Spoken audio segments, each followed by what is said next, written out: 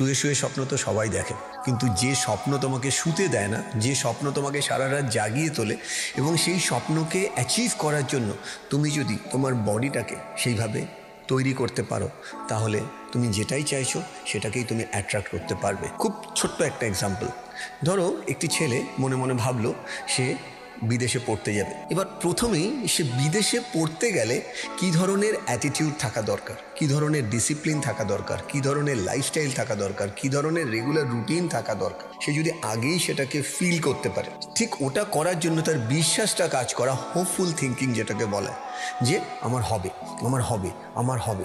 আর এই হবে future tense থেকে আমার হচ্ছেতে চলে আসতে হবে। আমি যদি প্রত্যেকটা সময় সেই বিহেভিয়ারাল প্যাটার্নটা ইনস্টল করতে পারি মোবাইলের সফটওয়্যারের মধ্যে, আর সেটাকে রোজ যদি আমি ভাবতে পারি, তখন আমার বডি সেইভাবে বিহেভ করবে। এটা যে কেউ যেখানে দাঁড়িয়ে আছেন আপনারা প্র্যাকটিস করে দেখতে পারেন। তুমি যেটা ভাববে তুমি সেটাই দেখবে। তার মানে তোমার ভিজুয়ালাইজেশন অ্যাকচুয়াল পারসেপশনের দ্বারা তোমাকে রিয়েলিটির সাথে কানেক্ট করা। অ্যাকচুয়াল রিয়েলিটি আমরা কেউ দেখছি না।